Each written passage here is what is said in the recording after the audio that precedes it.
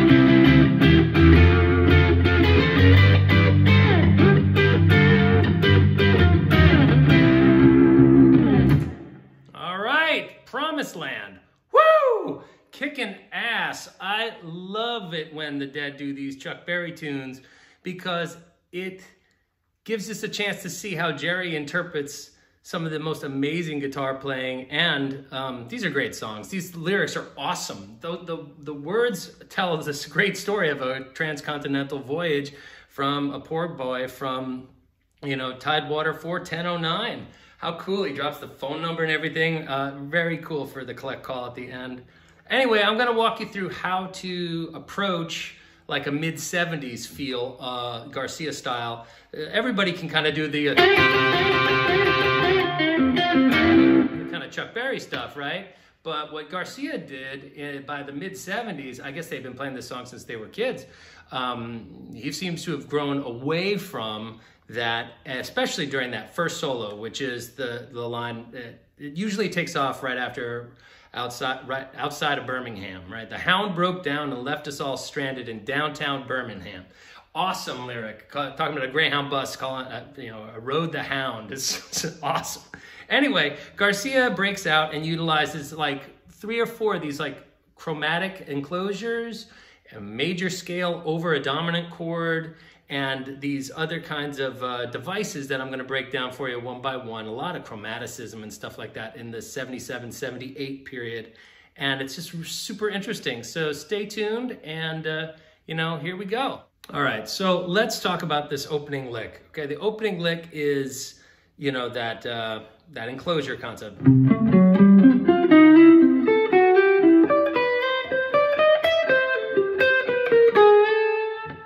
So that's going from the C chord to, well, let's clean that up a little bit, from C to F. All right, and that's what's happening in the beginning of this, you know? So that's gonna be here, let's do that. So we're gonna come up here and grab this A, root 6, flat 5, 5. And then root 4, flat 3 into 3, okay? So really the idea is, but Garcia tags on this like whole step above that little device, right? On the G string, he does it just because these 2 notes are diatonically represented. That means like within the C major scale. They're already chromatically, you know, they're adjacent. So it's kind of the equivalent of what he's doing here. That's the 6th, that's the 5 of our C major scale. So 1 above the target note, 1 behind the target, 1 chromatically behind the note. So diatonically above, chromatically behind, and then into the tone. All right, this opening line, right? That isn't really there. He usually plays, right? And there's these muted notes, right? He doesn't really hit that 3rd, or the root off does. But I'm going.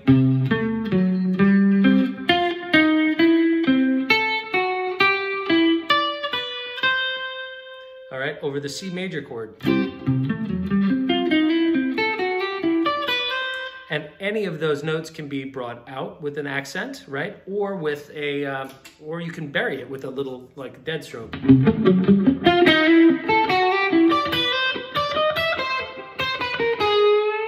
Right? So that's with a little bit of overdrive added to it.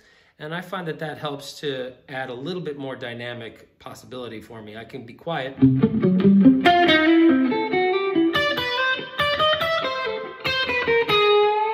So once we get up to that C note there on the high E, that's 10, 8, 10, 7, 8, rather. Right? Then I go, or just like a thuck. It just has to be like a ghost note. Okay? We're just looking for rhythm there, but you could play, that would be the same note as here, right?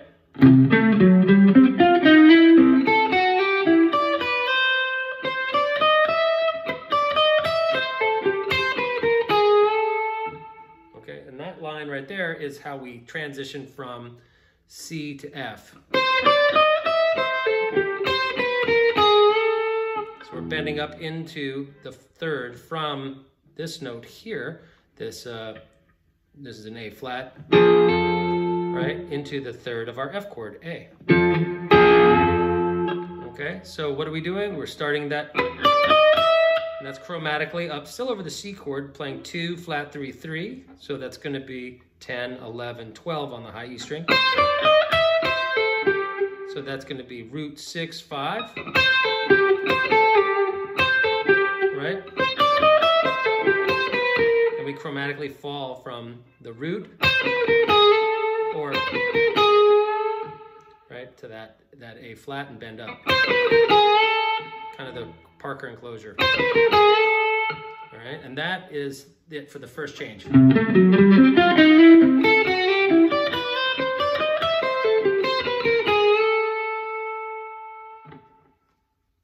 Okay, so now we've made it to the F chord, and now we're coming up to the G chord. All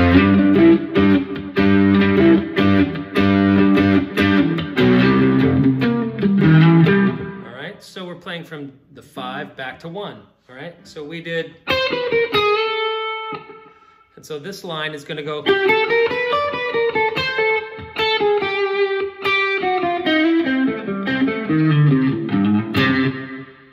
and that's that whole line. So what are we doing?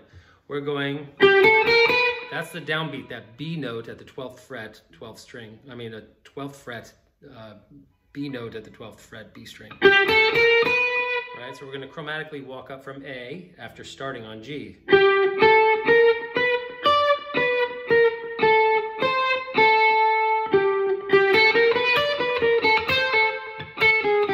Right, a little break in there.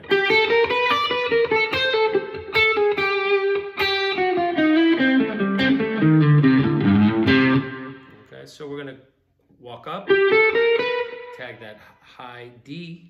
That's now the 5 of our 5 chord, okay? So that's the D note, 10th fret, high E string. Sorry. So again, then back down from 3 to 2 chromatically. This is one of those things where it's like a lot of chromatics.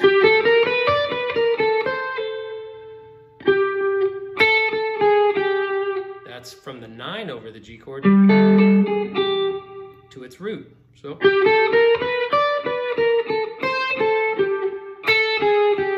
once we tag that, we're going to chromatically come back, a little shift. Again.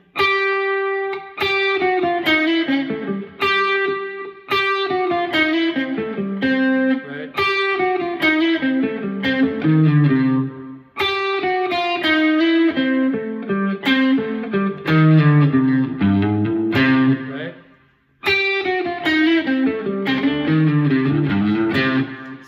Sloppy there. So once we do,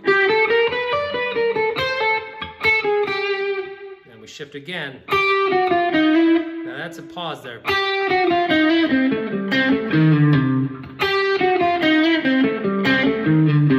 Accent on that C there.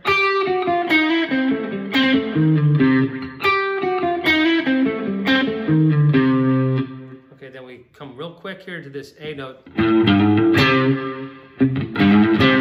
kind of do one of these little ba-ba-da-bump, and that starts the next line, okay? So all in, we've got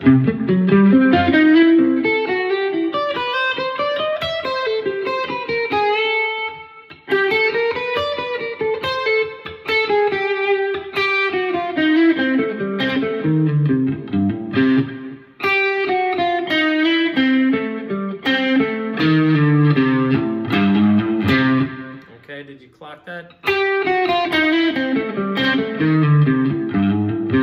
Chromatically. Okay, and that's going to be part of the sequence that we do here, which I'll talk about later.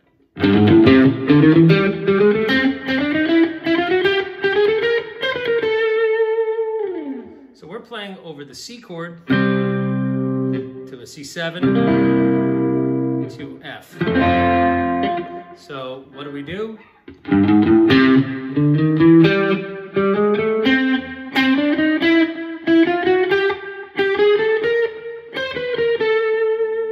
What's happening there? We're going C, right? Chromatically from 5 to 6, right? Those are intervals, not frets. That's on the low E from G to A, up to that C note. Root 5, so chromatically from 2 to 3 to 5. An octave of our first line, right? Those are just octaves of each other, right? Then we're gonna hit the C again. Instead of doing this thing where we kind of go off of, these are done over 2 strings, 2 strings, 2 strings. This line is all on the same string, and it goes like, this is the string spacing. So, right? So we're coming root 2, flat 3, 3. Okay, then a position shift, 4 in a row, from the 3rd up to the 5th, and then this last bar before we go to F is C7. So that B flat, there's the B flat right there. So these two right here are chromatically 4 frets each. Okay, same thing, up 3 frets. Then up 2 frets and back 4. Into the A note, which is the 3rd of our F chord. So all in, that would be... And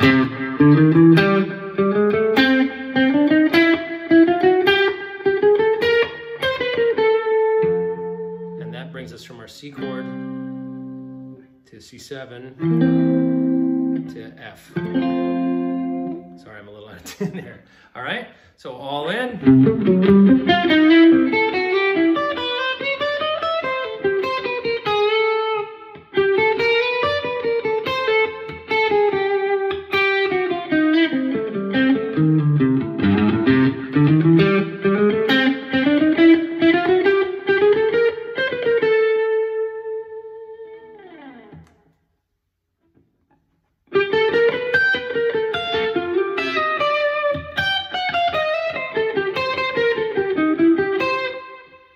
So what are we doing? We're playing over the G chord, back to C. So over the 5, back to root, okay? So that's root 2, flat 3, 3, root. And I recommend you hammer on and then come up there and grab that high G.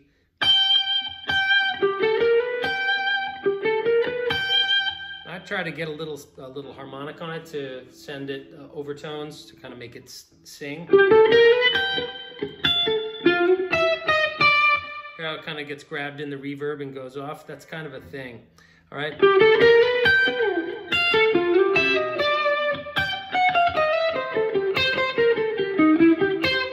So we're going to come up here, chromatically back into what looks like part of an F chord, okay? So we're going to... The ring finger comes up on this F note, slides back up to G, and then this is going to look like we're headed towards C, because that's what we're doing. Right? But we're still over the G chord. So this is Garcia doing his whole playing the chord he's about to play over, but playing it before. He's kind of anticipating the change, and that's what gives his playing that sensation of leading the band through the song rather than him following the changes and hitting them. He sometimes anticipates to bring the band with him, and that's a very powerful thing for one guy to grab 4 or 5 other dudes and be like, yo, we're coming over here to this C chord. So that's what's happening there. It's really cool. Okay, so that's...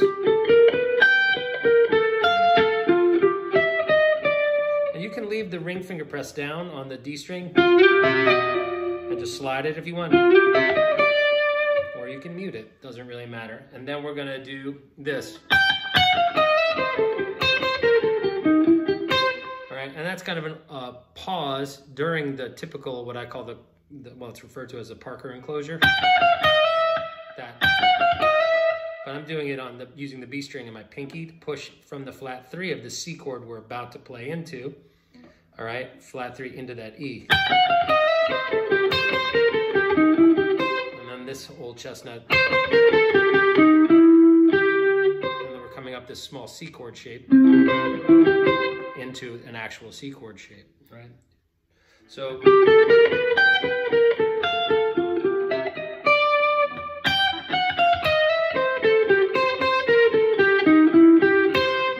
that whole last chunk of it, we're playing C shapes and sounds well ahead of the chord change, like I said. So G,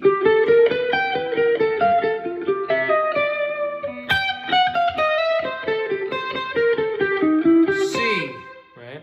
So that last line, 6, okay? That's an A note at the 14th fret.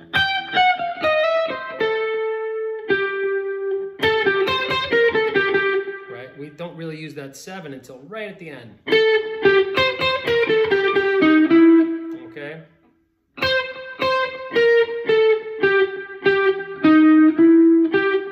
So, all right, so that's it. And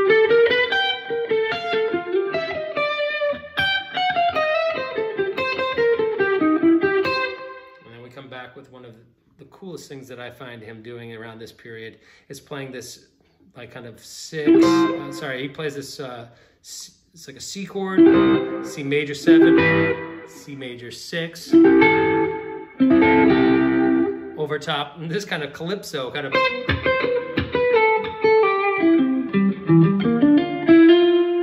to make its way to the 4 chord, and it's really elegant and totally unexpected. It's a really bright, fresh sound, so stay tuned for that leg.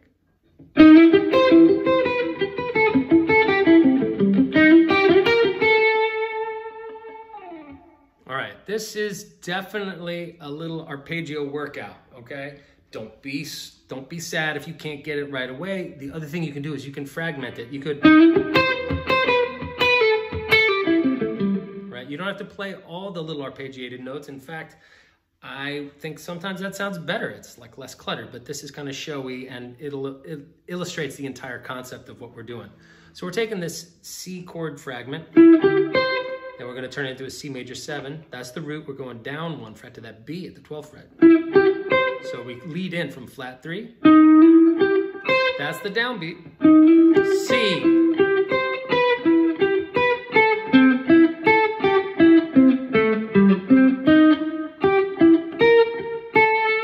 And that's the 3rd of our 4 chord. Now you'll see me often resolving the lines I do into the 3rd of the chord that we're headed towards. I tend to find it sounds the most deliberate, right? As opposed to if it's a shared tone, then that can sound very nice too, but this gives that sensation of like, yeah, I really knew what I was trying to do there. I deliberately played into the 3rd of the 4 chord there. All right, so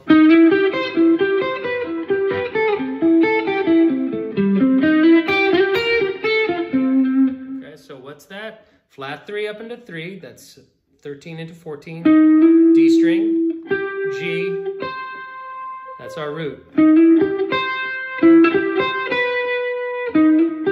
Sorry. So that's a tough one. All right. That's probably the best fingering there.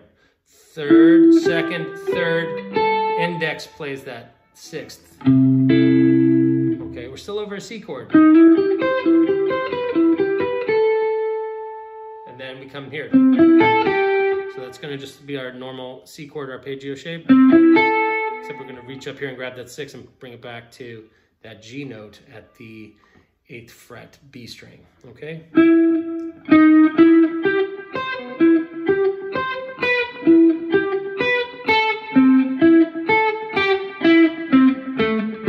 Okay, and after that, we're gonna come back down the arpeggio. Kind of an homage to Mona Lisa, right?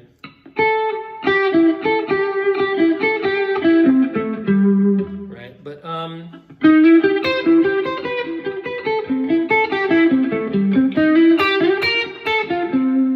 okay, so if we do, that's 6 again, okay?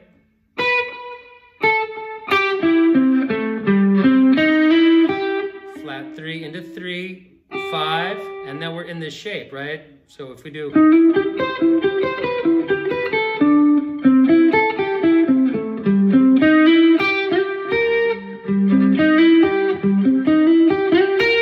see how that works out? I'm playing the 5 root, and I'm ready to do this same idea, just bring it up 3 frets. And that's the 3rd of our F chord. So one last time, sorry to play it so many times, but if this is probably the most complex idea.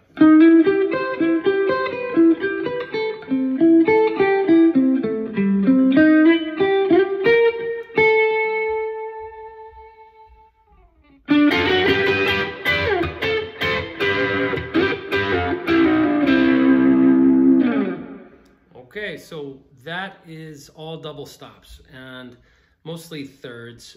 There's a couple little moves in there where if we went from our F chord, now we're going to come up to the 5 and back to 1. So that's F, chromatically up to the 5 chord, G. And this is the 3rd and the 5th of our G chord.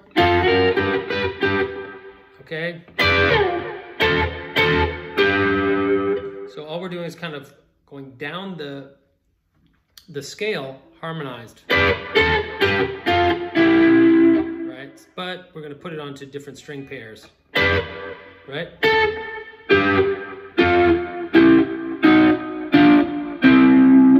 Any of those will work. So if you go,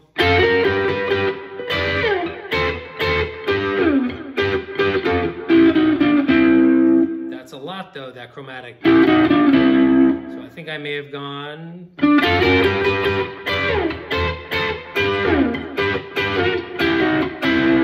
or any of those work. This is straight major, flat 3, right? You could do any of that stuff. It doesn't really matter, or just, okay? And all we're doing is taking notes that would work on their own and putting a little support underneath them. And it's shocking how effective this is definitely this is Chuck Berry, not Chuck Jerry. This is definitely the way that, you know, Chuck made it work with his sound. You know, he didn't really have a huge band playing behind him, so he utilized the guitar for those kind of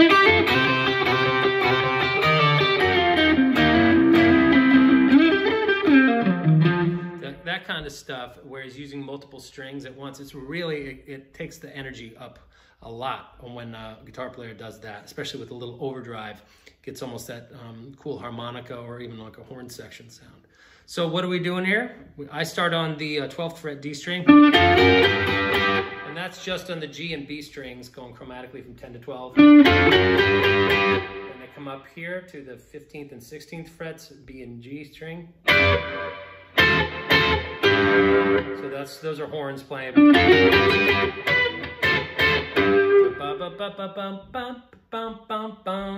Then the chromatic. That kind of, so that's going to be this shape, a little G shape. All right, that's going to look like an F, but it's really this flat 7 and the 9 of our G chord. Then chromatically from this E and G pair, and then back to root and 3 of the C chord. Okay, so all in over that part, we just had gone.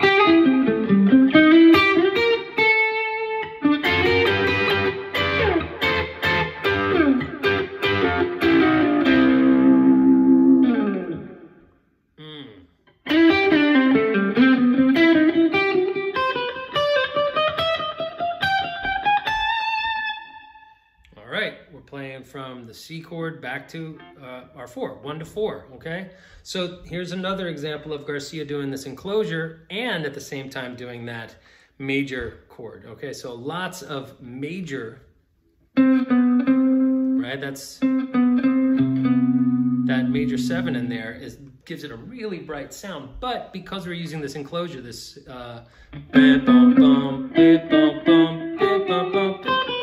right, so don't get too tripped out by it. It's just the same shape we're used to playing when we play rhythm, right? That's just a C major shape. But we're gonna go target note, 1 back to target note.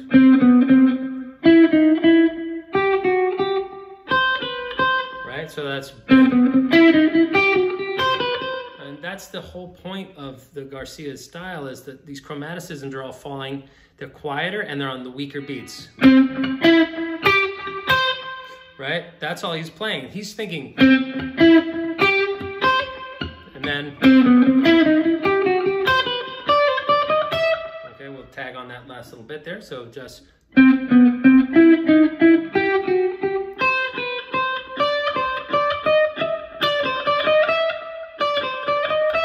could do it like that if you want. Okay, and we're still over the C chord.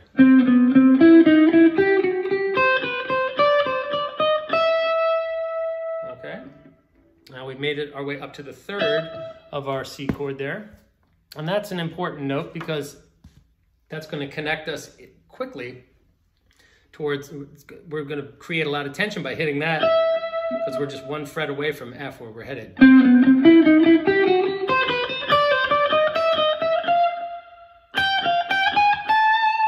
We go right past it, which I think is just, this is not a Garcia lick, this is just something I think is kind of clever, where we go right past where you're expecting to resolve and then go 1 series of notes higher and resolve into the 3rd of our F chord rather than the root of our F chord. So that's good. We're ending up way up here on this A at the 17th fret high E string. So all in the line goes.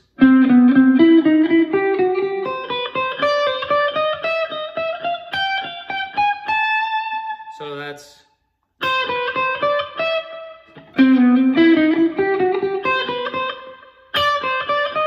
right, that's D, C, D, D sharp, E, right?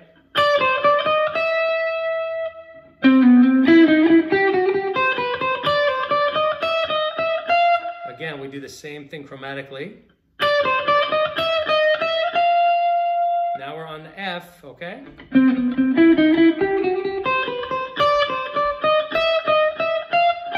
Skip F sharp and go to G.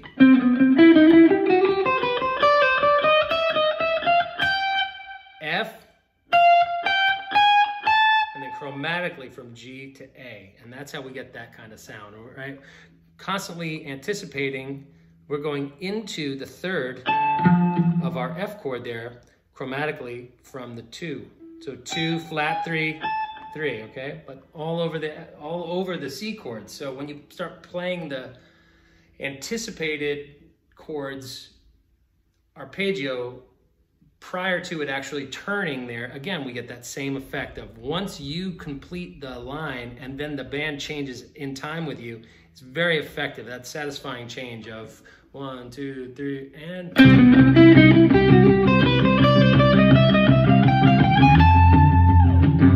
Right, that's really very much the Garcia thing in a nutshell. We're just doing it here at a slightly elevated level by doing this this enclosure. So that's over C still. And that's our F chord shape.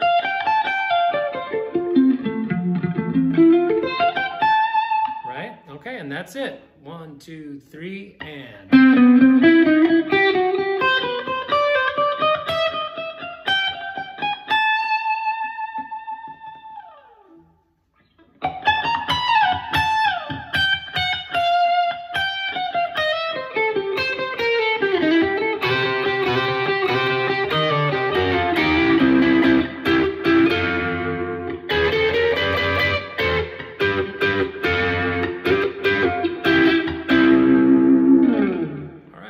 pretty much our last little chunk of this thing, and I'll try to be brief about it. I'm trying to keep these lessons short, but they are kind of difficult to do with. All right, I yak too much, so pardon me. All right, so we just played all the way up into that F chord. So then there's kind of a muted, but that's really trying to play the root of our, that's G. Just like in the opening lick, there was coming up into the third of our C chord. We're doing the same idea here. Okay, chromatically up into the third of our G chord. That's our 5. So there's like 3 little triplet slides, like. So we're going, not triplets so much as 3 frets in a row. So we're doing that. And then going da, da, da, very pointed. So these are kind of sweeter and legato. Tight, tight, tight at the end, okay? And that's going root, major 7, flat 7, still over the 5 chord. So that's what's interesting about this period for Garcia. He embraced chromaticism so much. So we're doing every note all the way to that F, from B all the way to F, okay? So,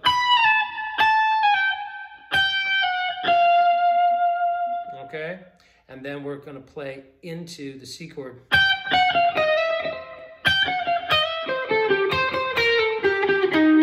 right, so we're gonna do that same little Parker enclosure.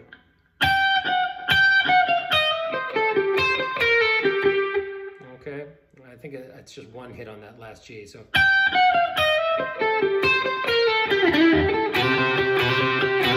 Right, and then right into the archetypal Chuck Berry lick. So.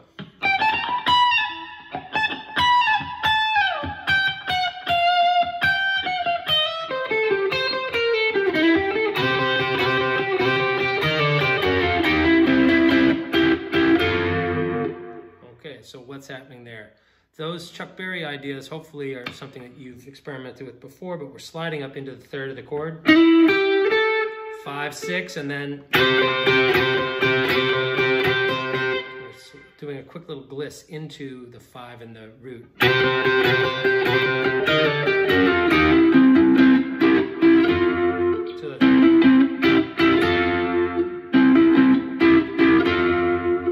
we're going to come up. So it's one of those same shapes we were working on before. That's an E and a G at the 14th and 12th fret. So we did.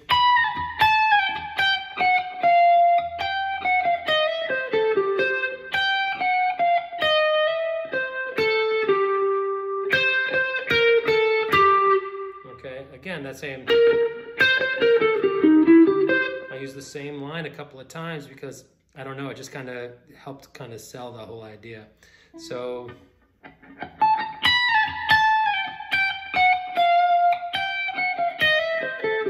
just altered it a little bit in terms of the timing. So that's all on the E string. B string at the 13th fret, that's the 6th, okay? We're avoiding that flat 7 until the very end, all right? I don't advocate for using a lot of flat 7 until right before we change to the 4 chord or right before we change from the 5 into the 1 chord. That's where it seems to be most effective in the Garcia school. So.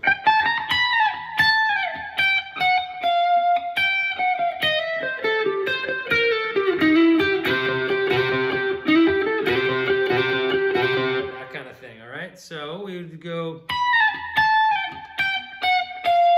and then we come back to that G. Finally hit that B flat. Okay, then we bar. So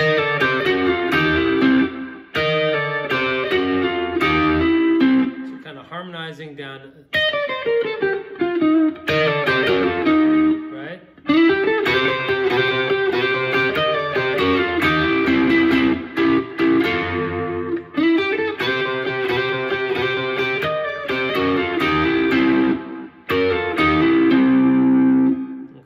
Okay, it's going to sound a little gritchy, you know, that's okay. It's supposed to sound kind of tough, right? So that would be...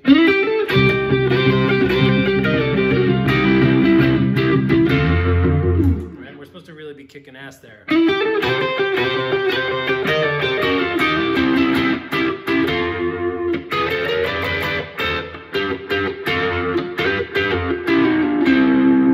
Okay, so once we make our way up to the F chord, we do a couple of same shapes, but we do chromatic but harmonized. So that's leading up from what looks like an F, a little E chord. But it's just, we're doing and harmonizing in thirds, even though it should be, I did. Sorry, but that's what I did. If you want to do it diatonically correct, it would be, but I did just third, like that, but that would be correct, okay? So,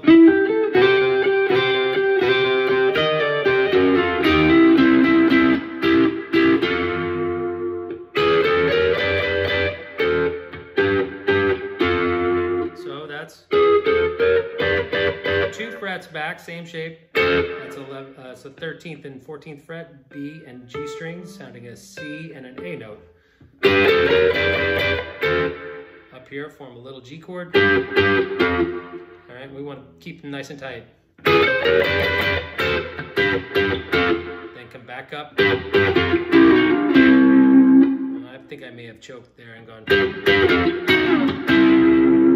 which is fine too, okay?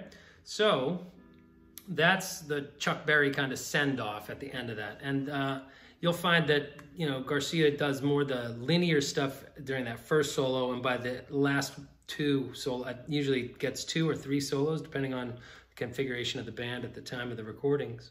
The last 2, or the last 1, depending, are almost always done all Chuck Berry style. So they're all like, all that kind of,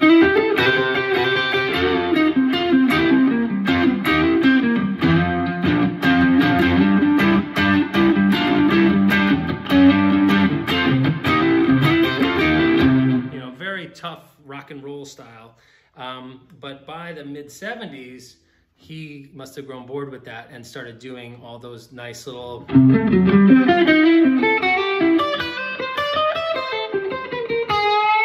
know, that's not exactly a Garcia line, but it's pretty close.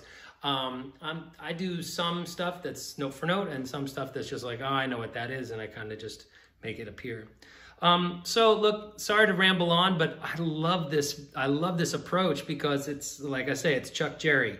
It's a great way of broadening what is probably the most recognizable guitar solo ever, right? Is that opening salvo from Chuck. That, you know, whenever you're put in that position, you're gonna need to pay homage to that. But it's really cool to have some other tricks in your bag. So I guess that's it. That's a lot, actually. So if you have any questions or comments, please leave them in the comment section below, or you can always reach out to me on my email at jack_divine@hotmail.com. If you're interested in private lessons or, you know, whatever, have questions, feel free to reach out. No big deal. All right. Take care of yourselves. Stay healthy and happy, and I'll check back soon. There's always some more lessons. All right. Take care.